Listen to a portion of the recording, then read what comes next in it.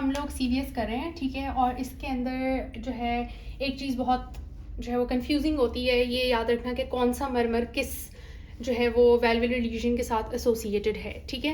सो ये हमसे वैसे तो ऑल तो डेफिनेटली आई वुड सजेस्ट कि आप इसका कॉन्सेप्चुअली इसको याद रखें, ठीक है, इसका कॉन्सेप्ट बनाएं, इसको कॉन्सेप्चुअली इसको आप जो है वो अंडरस्टैंड करें। लेकिन इन SEQs इन MCQs और इन ऑस्पी स्टेशन इतना टाइम नहीं होता कि बंदा वो पूरा कॉन्सेप्ट याद करके उसके साथ जो है वो अंडरस्टैंड उसको रखे, ठीक है, अंडरस्टैंडिंग उसकी रखें। तो आप अंडरस्टैंडिंग इसकी ज़रूर रखें, but to remember it on your fingertips I have a mnemonic for you, ठीक है। आप ये निमोनिक कहीं पे भी यूज़ कर सकते हैं, it's gonna be very helpful, it's very stupid mnemonic but it's going to help you in remembering, so I guess it's not that stupid after all, ठीक है।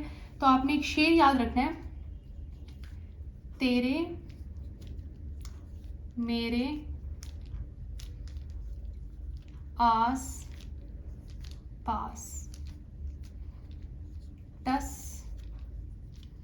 मस आर पार, ठीक है। ये एक शेर है, तेरे मेरे आसपास टस मस आर पार, ठीक है।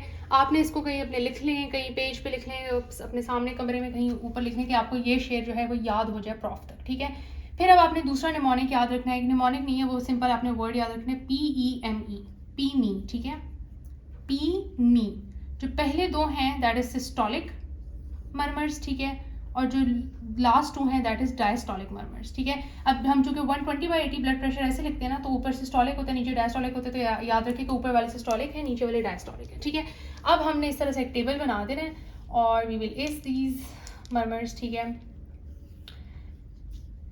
सो तेरे इज तेरे, TR, तेरे, ठीक है, TR, हम तेरे ऐसे लिखते हैं ना, तेरे, ठीक है, तो TR। मेरे MR, us AS, pass PS।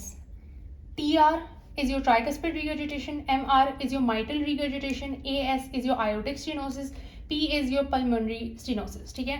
TUS means TS, MUS means MS, R means AR, PAR means PR. TS means tricuspid stenosis, MS means mitral stenosis, AR means aortic regurgitation and PR means pulmonary regurgitation. अब आपने simple इस table से इसको fill कर लेना है। पहले दो लफ्ज इधर आ जाएंगे, तेरे मेरे इधर आ जाएंगे, तेरे मेरे आस पास टस मस आर पार, दैट्स इट, ठीक है। और इसमें अच्छा अब ये क्या चीज़ें हैं, पीमी मैंने एक्सप्लेन नहीं किया।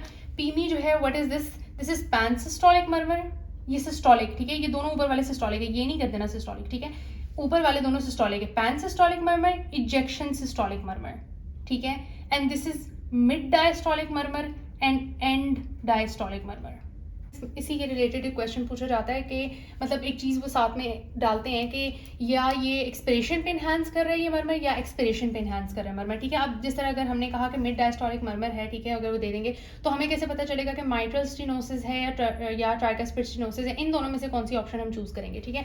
तो उसके लिए आपके पास निमोनिक है PTI, ठीक है, PTI means obviously we all know what PTI means, ठीक है।